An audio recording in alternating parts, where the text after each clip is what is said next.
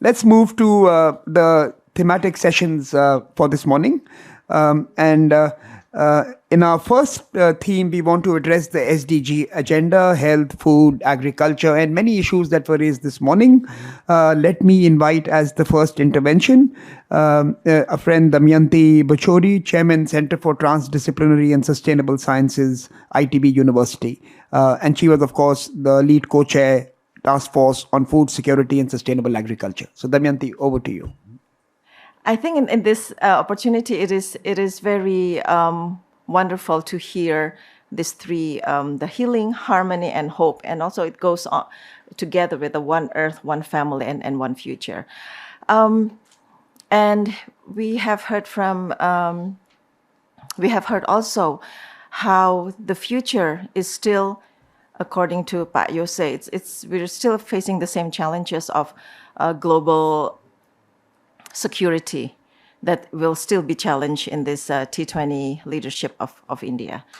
So in the light of the same challenges, but maybe there will be a new twist, of course, in this the T20. How is it that we can achieve global security, healing, hope,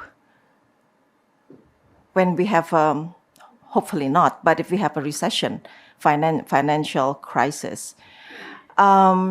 Therefore, global partnership, as was mentioned before, becomes more important.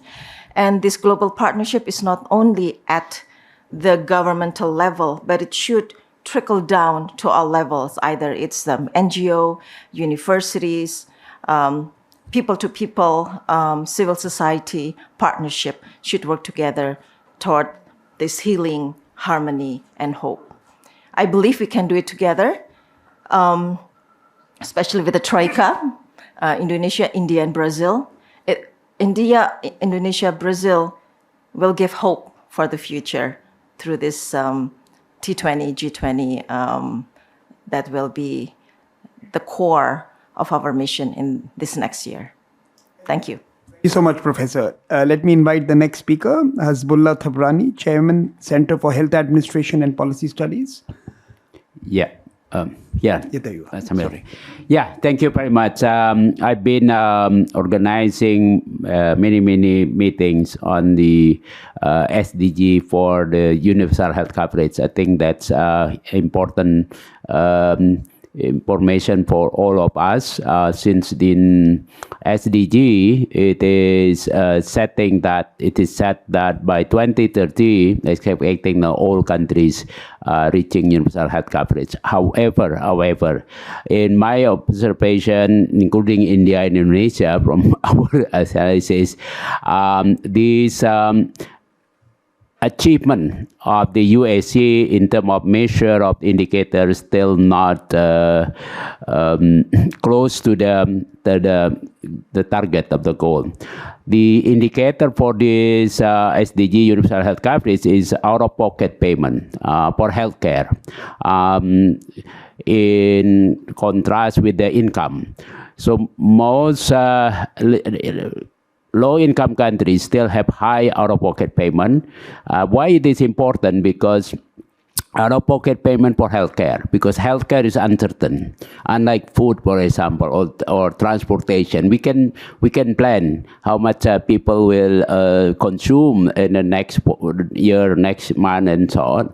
But healthcare is certainly very uncertain, and therefore it is not being able to consume by individual, by household. The USC measure the out-of-pocket as a portion of the household income. So the measurement is that if a household spend more than 10% of household income, it's considered catastrophic health spending. It's considered impoverishing the people. And therefore, it is used by the WHO and the World Bank to monitor how far. I think both of our countries still have high out-of-pocket and impoverishing the people because of that one. The market mechanism certainly failed to ensure that everyone get healthcare they need, and the healthcare, the healthy body is essential to produce economic production, social production, education, good, whatever. And therefore, this USC in the health sector, I think, need to be continue to be promoted or discussed and find out how we can achieve that level by 2030. Working together, especially in low middle income countries that far behind from the target. I personally don't believe that low middle income countries can, all middle income countries can reach your universal health coverage by 2030, but we can do our best to achieve the best possible. I think that's just for the beginning. Thank you. Sorry. Thank you, Professor Hasbullah. Let me now move to our next speaker, Professor Tadas, Research in Information Systems. All right. Good morning to all of you. SDGs has been the focal point of discussion of the G20 deliberations, as we know, since 2015, when they were adopted under the Addis Ababa Action Agenda. Every year, the achievement, the gaps have been discussing since then. And initial years, there appeared to be some progress. But subsequently, I think they were lagging behind the envisaged targets. And of course, now in the last 2 years, the world is affected by the COVID, which has reversed the achievements to a great extent. I think this also has been acknowledged in the Indonesian deliberations during its presidency. And many recommendations have been made in the Indonesian Summit Declaration, as also in the T20 deliberations. Now, I think going forward, what is required, and as rightly pointed out by the Indonesian esteemed members here, that we have only a halfway mark to go. We have already spent about 7 years, and we have 8 years to reach 2030. Now that we are much behind the schedule and there is a huge shortfall, not only in terms of the SDG gaps, but also in terms of financing. There is time, if we have to achieve by 2020 at any cost. In fact, some of the members expressed their doubts that whether we will be able to achieve or not. I think it is always easy to defer the goals achievement, but we should stick to the target of 2030. We should see that what are the options available so that we are able to reach the goals as expected of all the G20 members. Now I think the main issues are that we have seen that various efforts have been taken by the international community, the multilateral development banks, and the DAC member countries to enhance the assistance to the developing countries so that they have resources to progress in various SDG goals. But then that has not been adequate and sufficient. And there have also been suggestions to augment the balance sheet based lending by these institutions. I think although it is acknowledged that there is a scope to enhance assistance under this window, but not much action has taken place as in this regard. Now I think we have to go beyond, as was pointed out by one of the members. We have to go beyond the MDBs. We have to go beyond DAC members, and we have to see that the developing countries themselves make more efforts by thinking of raising resources either domestically or changing lifestyles, which will in fact, as Chairman T20 Ambassador Susan Chonai mentioned, that they will complement the achievement of SDGs. So I think, India as a presidency of G20 this year will have to think of various options and how to forge ahead with alternatives to see that we are able to achieve the goals by 2020, 30 without, further deferring the goals. I'll stop here. Thank you. I think you've raised a pertinent point on financing development ambitions and how do we raise new finance, how do we change domestic approaches to creating more capabilities in that particular sector. Let me now request my colleagues to play the presentation by Professor Jeffrey Sachs. First, congratulations to Indonesia on a wonderful T20 process that was very enriching and that led to a superb communique. It was a very participatory process and brilliantly led. And I'm sure that India T20 will be absolutely splendid and wonderful. Let me say right at the outset, please count on me for anything I can do personally and anything that I can do in my capacity as President of the United Nations Sustainable Development Solutions Network, or SDSN, which has 1,700 mostly university members around the world, and including what are millions of students in those universities. So engaging the universities in the T20 process through SDSN is something I'd love to do in any way that you would like. And also SDSN has any capacity to host meetings, to help support logistics, to organize sessions on particular topics, you name it, please count on me. I think the T20 process is extremely important and very invigorating. So I'm excited to do whatever I can. I want to mention two of the themes that India T20 has already identified as of special interest for me, and I think of particular interest for the T20 process. One is the reform, the overhaul of the global financial architecture so that it is a more inclusive architecture and so that the developing countries, and particularly the low income and lower middle income developing countries, which together constitute half the world's population, have access to development finance on decent terms.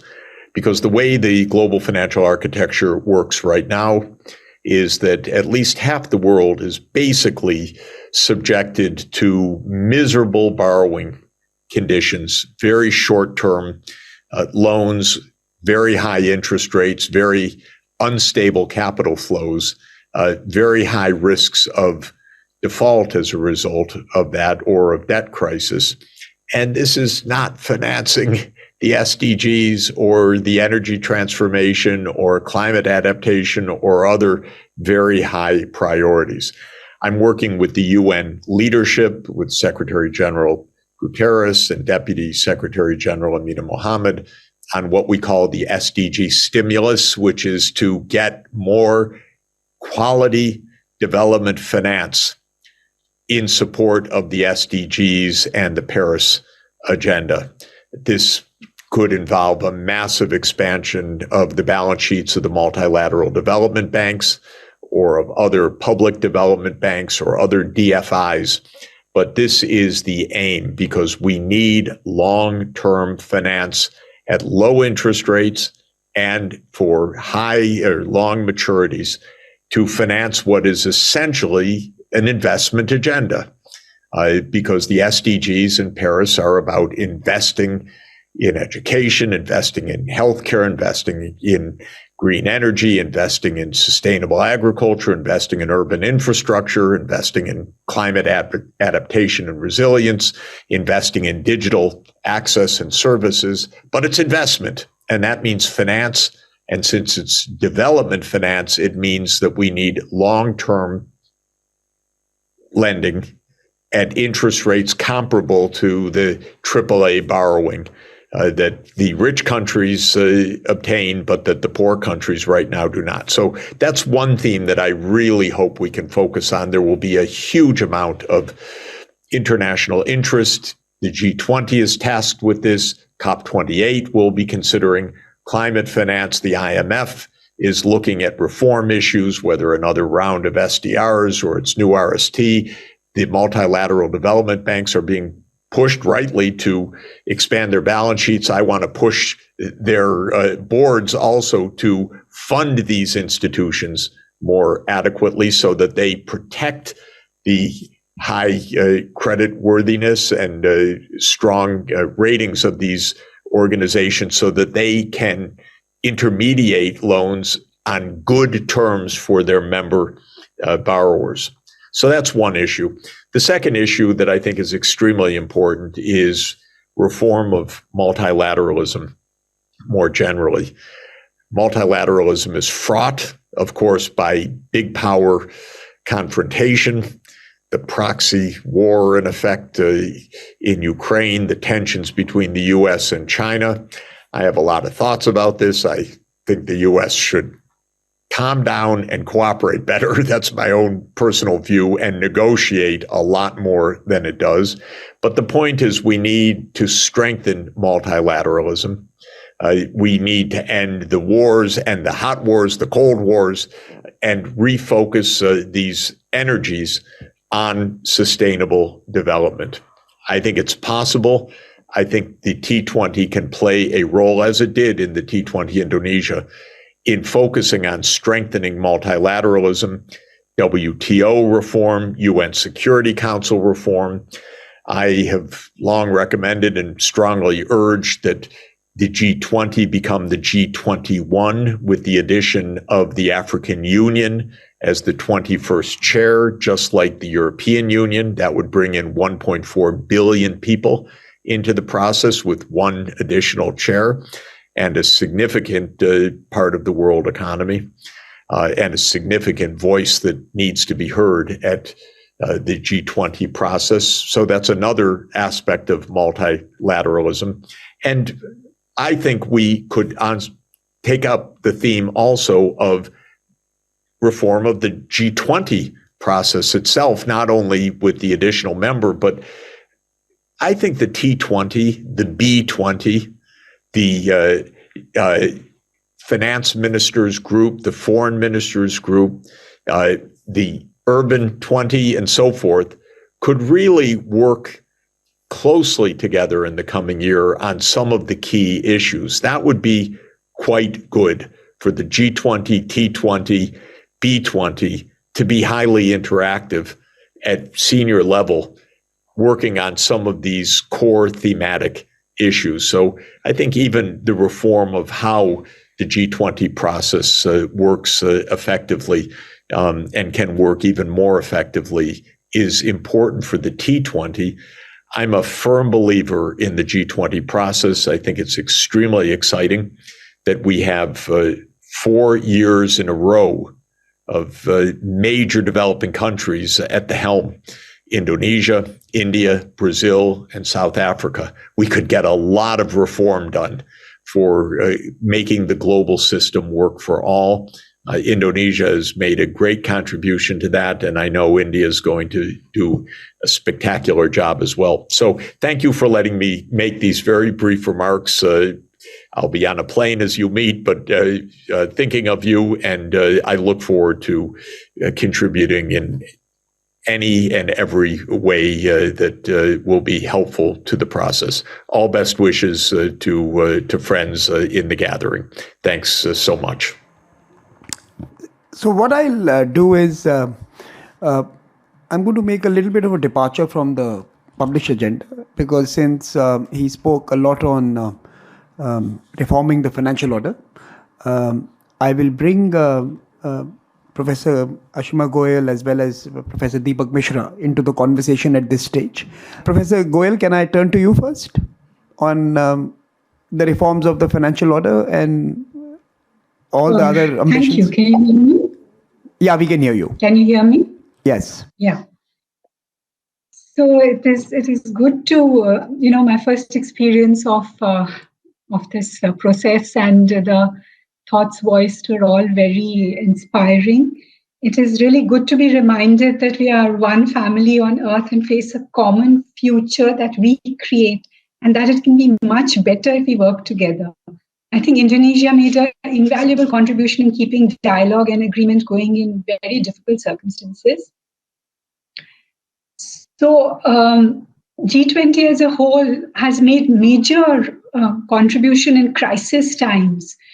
Through the years, whenever we've had crisis, the global financial crisis started with that, and currently the vaccination program, etc., debt. But in the more this finance track and the kind of issues Professor Sachs took up, among these other broader issues, I think the major progress has been in BEPS, the base erosion and profit shifting tax issues. And the reason is that this is one area where every nation gains. But in the global financial order, there has been very little progress since interests are regarded as conflicting. And there has been very little protection or preemptive action for emerging markets who face tremendous global risk-on, risk-offs. And we've done some research which shows that in the 2010s, growth halved for 10 major emerging markets compared to the previous decade. In fact, I started working on or reading about the international financial order ever since the South Asian crisis, where Indonesia was one of the worst affected. And that time when I went to various central bank sites of these countries, I found that they're so committed to openness and want to do what is required to participate. They were very willing to undertake whatever reform suggestions were made to strengthen the regulation of their financial sectors, etc. But there were so many reform suggestions, including from Professor Sachs, Professor Stiglitz, and others, for the global financial order, but nothing was implemented. Only one collective action clause that Annie Kruger pushed. So, and I think that if some of these reform suggestions had been taken seriously and implemented, we might have been spared the global financial crisis, or it might have been mitigated. So there are tremendous costs to this uneven power in the world, and the absence of real reform in areas where advanced countries see their advantages threatened. So in the global financial crisis, similarly, since most of the problems for advanced, which originated in advanced economies and where their banks were affected, most of the reform was for banks, capital adequacy, etc., strengthening, regulation strengthening. And this really, they have been very stable through the current waves of tightening and quantitative easing and then tightening. And again, surges in capital flows. Much of the flows to emerging markets are not cross-border. But obviously, if you're going to regulate one part of the financial sector, there's huge arbitrage towards shadow banks. And a lot of the funds we have seen coming in have been through hedge funds, etc., shadow banks generated. It is like, there's this story about a staircase which is painted and somebody is parked there to warn people not to touch the railings. And people forget, and that person is there and warning even after the railings are dry.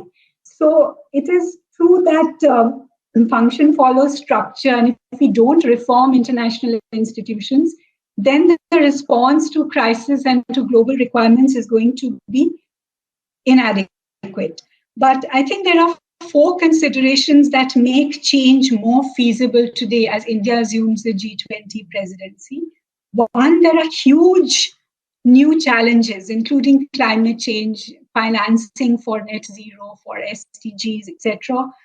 And for all of these are global public goods. Collective action is required. Global coordination is essential. Otherwise, we cannot make progress.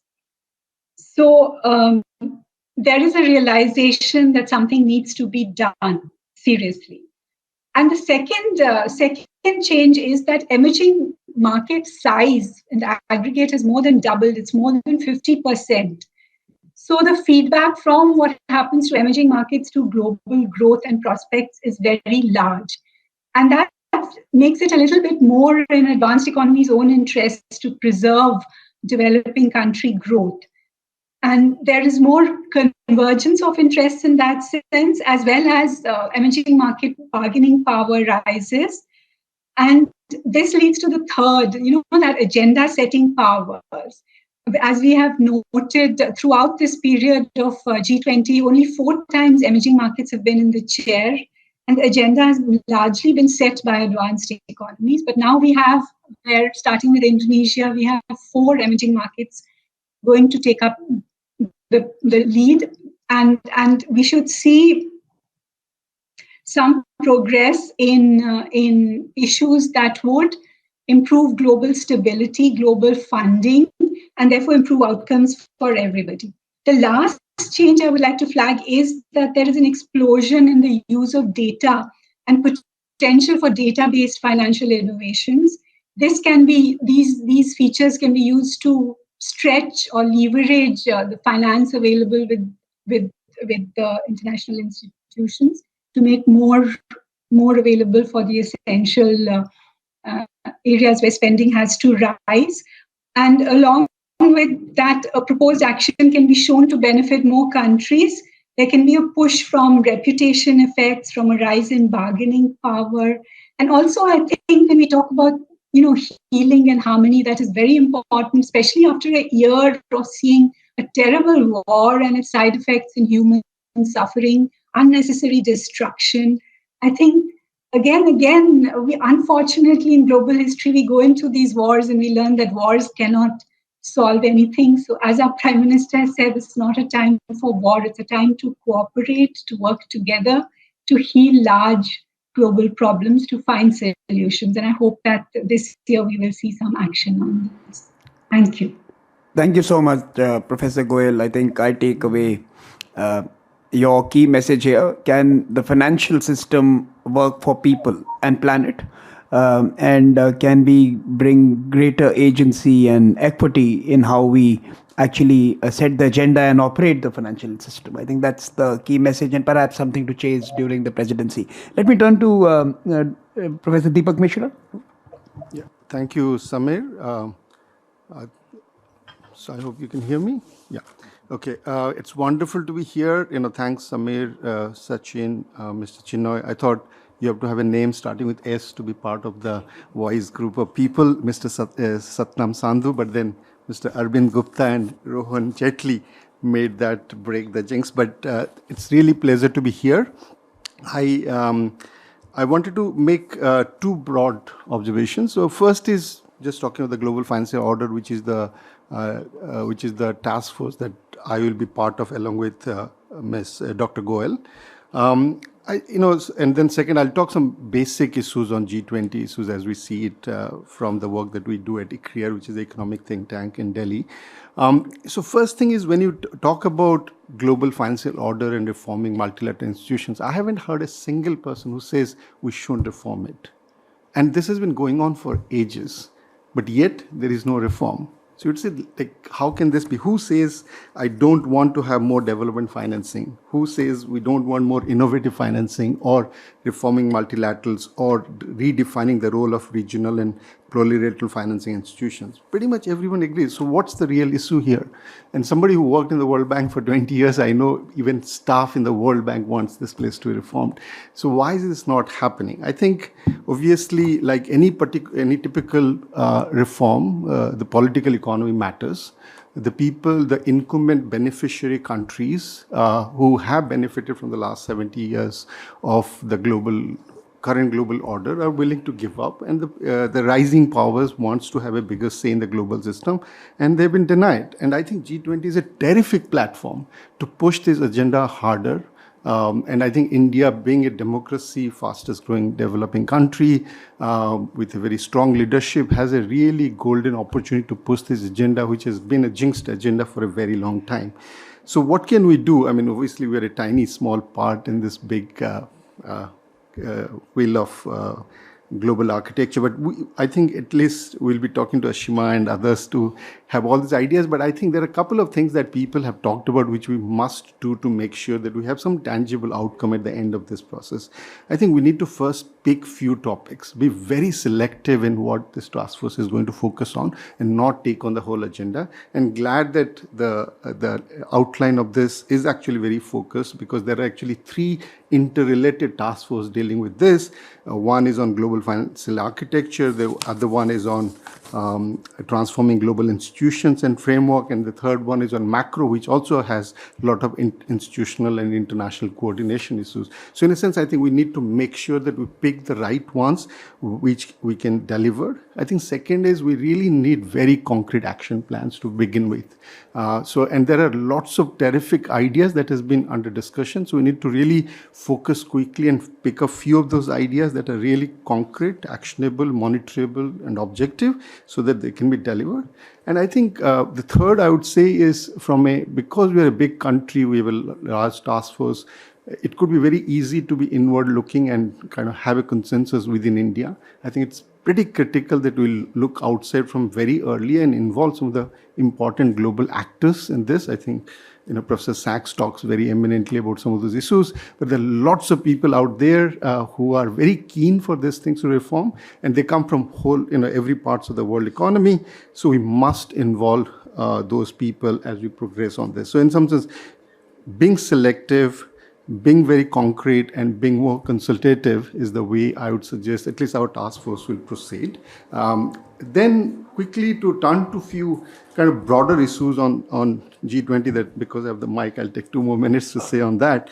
I think the first is, I'd make 3 observations on the broader G20. And in a career, we have been working on this issues for a very long time. I'm grateful that you asked me to, along with Dr. Goel, to work on the task force on the global financial order. But we have Professor Nishat Taneja, Radhika Kapoor, and Dr. Mansi Kedia, who are the co-chairs, and we are happy to add to the diversity of the task force members here. And we are really delighted, and we are all in to help make sure that we have a terrific G20 and a terrific T20.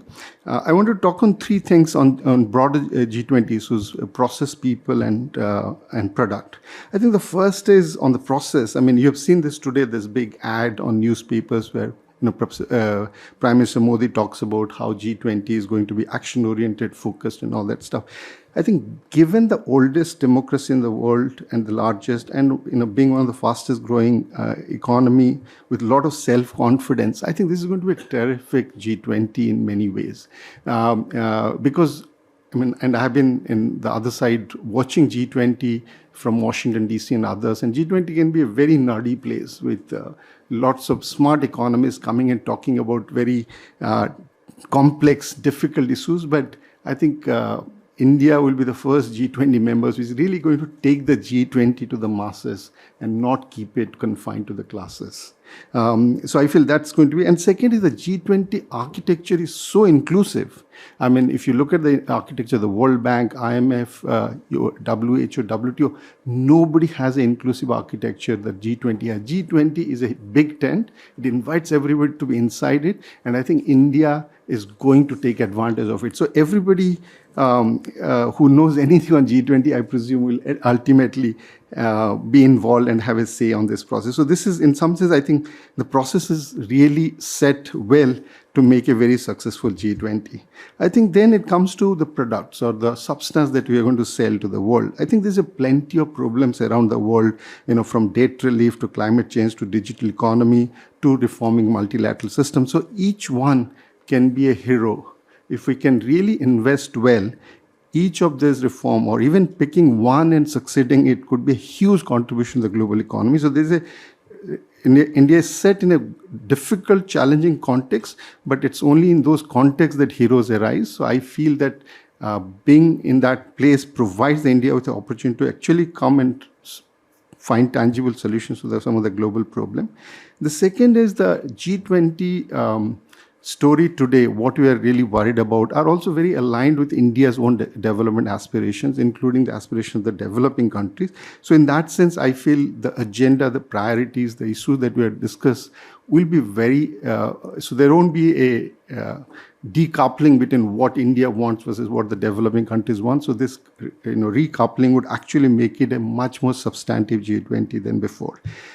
And final point on people, and this is, I want to just focus on the T20. I know that, managing T20 can be a Herculean task. I know, thanks to all of you guys for stepping in and doing this. There could be a whole host of issues that other might think about, but I think this is a time to bury any difference, put our foot together, and come up with a very, helpful and productive discussion among this. So this is the time for us to really bury any of our differences and put our best foot forward to make sure that we all contribute in a positive way and to a full potential. Thank you, Deepak, both on the content part and the institutional part for the T20, and we look forward to your contributions through the year. Let me now move back to the original agenda. Having discussed the financial order and reforms that are required there, let's go back to where I had deviated, and let's discuss green transitions and climate mainstreaming. Since I'm going to be alongside her in leading this particular task force, I can just very quickly mention 2 or 3 areas that we really want to pursue. One of them has been discussed enough, and I won't belabor the point, but how do we crowd in large amount of financial flows, patient capital, and equity and investments into these efforts in the emerging and developing world will remain an important element of how we study this particular task force. How can institutional reforms, how can, as Jeffrey Sachs mentioned, how can the cost of capital itself, the borrowing rate, be reduced in emerging geographies where, for example, South Africa pays 9% loading on borrowings by developed countries. How do we reduce the cost of capital so that these countries can do more to contribute to the environment? For example, if India has the potential to reduce 1/3 of all future emissions, why does India have to pay 30 to 40% more to set up a green a renewable energy plant? So is the case with hard to abate sectors like steel, cement, etc. Why should we be borrowing capital for a project that is serving global good? It's a global good project. And I think that question of climate finance and repricing capital, catalyzing greater flows, creating capacities in the developing countries, and that is equally important. Even if global financial flows were to reach India, do we have the capacity to absorb them and deploy them in Indonesia and South Africa and Brazil and other countries? So how do we create a whole new architecture of funnels and receptacles that can catalyze the largest global flow of capital required if we are to fight climate change? I think that's one big area. But beneath that, there are sub-stories that we will chase: green mobility and transportation opportunities, habitats and smart cities and urban developments that could be green, industries and their role. We don't want it to be just an energy-centered discussion. Green transitions is far broader. The world is obsessed just with energy. So how do you look at the various other non-fashionable aspects of transitions that are equally useful in abating emissions? And that's going to be the second aspect of the task force. But I think what Ambassador Abe Thakur laid out this morning and Ambassador Chinoy, in a sense, complimented his approach, is that just transitions may not be sufficient. We possibly require a global just transition, which means there have to be differential speeds for different geographies and different individuals, and countries with the means and countries who are in a situation where they can do more must certainly be contributing and performing better, so as to allow others to catch up and reach that space where they can also be a driver of these transitions. So I think the equity element within the green transitions is going to be equally important. And this is going to be across the verticals of issues that we are going to discuss on climate transitions. So I'm going to leave it here because we have other speakers to go. But I think I just thought that green transitions is not just about fancy technology access, but how to mainstream it and make it affordable and accessible to the largest cohort of humans who have been outside the development space till now. And I think that's the bigger challenge. The justice element, not from a Western definition, but from an equity argument, needs to be embedded in the conversation. With that, let me move to the next stage, the next conversation that we wanted to seed. And maybe we could have a broader inputs from others who may want to contribute. Uttam, I know, but let me start with Ambassador Chinoy, and maybe your thoughts on life. And since IDSA is going to be an anchor institute under yourself, that is going to be supporting this, I thought maybe you and Uttam could maybe lay out some ideas on what we could be doing on the life task force. Over to you, sir. So I've heard a great deal from a number of experts and can only marvel at the fact that there is such fertile, febrile thinking, which enables us to, have that kind of mental amplitude. But the proof of the pudding is in the eating. And the one single thought that I want to present today is this notion of a personal net zero. In fact, the more I think about this, the more I'm excited myself.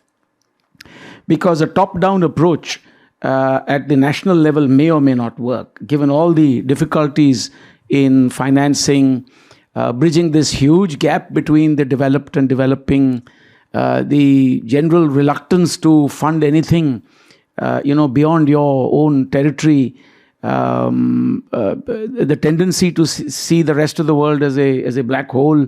This is not going to simply go away. You can't wish it away.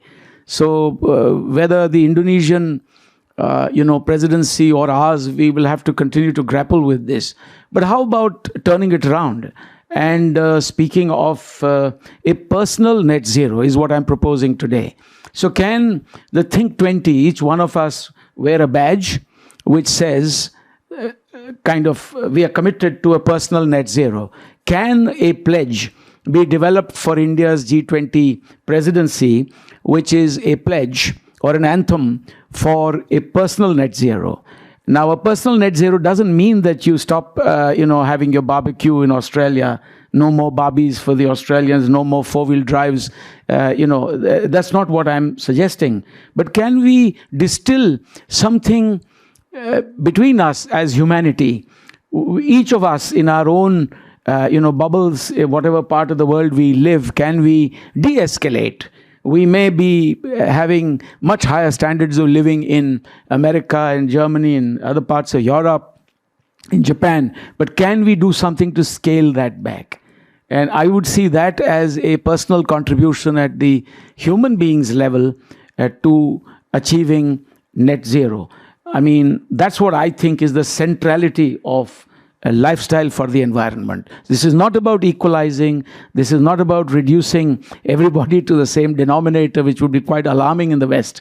But it is certainly a voluntary, very, very individual commitment that you can, make. We should create that tug at the very soul of every human being during our presidency. Are you willing to scale back just a little bit?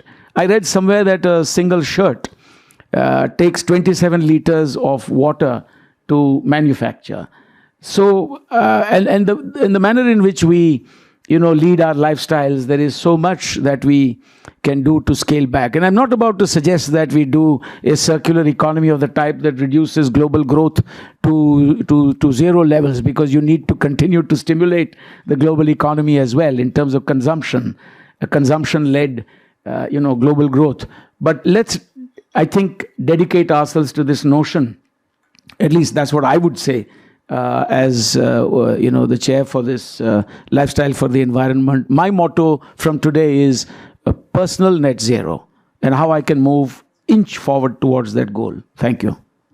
So you have provoked our friend Aline to also add. So Aline, please go ahead. Okay, thank you. So my position is I have two positions in T20, become the executive coordinator of T20, which is thinking about all the technical things, and also co-chairs of Task Force 3. And it's very different roles. Yeah. So I'm preparing for my presentation after this about technical matter. So I'm switching my mind to the content.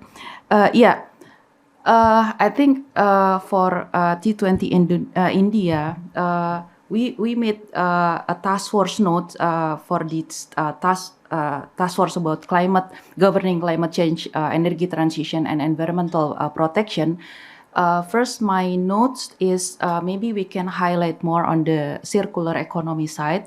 So the climate is, over discussed, I think, particularly on mitigation side. I agree with our discussion yesterday.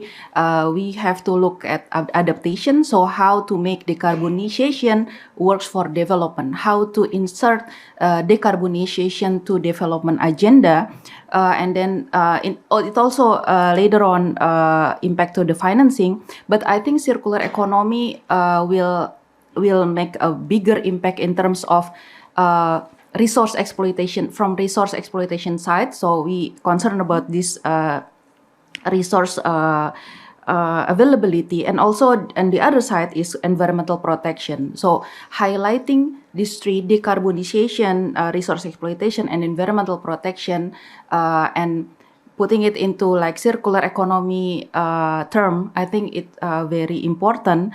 And then I agree also with net zero emission. Not all countries have this LTS plan. And then, but the problem is sometimes when a country make this, it is maybe not all aligned too much on with the national development planning, and it will impact the budgeting within a country itself. It happened actually in Indonesia. We have LTS NDC, we have LCDI document. How we can align it with our national development planning, and we commit through the budget and mobilizing domestic private finance, including that. And also carbon pricing. I think for developing countries, it is quite challenging to form a better way in for this carbon pricing instrument, how to make it compatible with our situation, carbon tax, ETS, and other things. I think it is quite important to think about this carbon pricing instrument.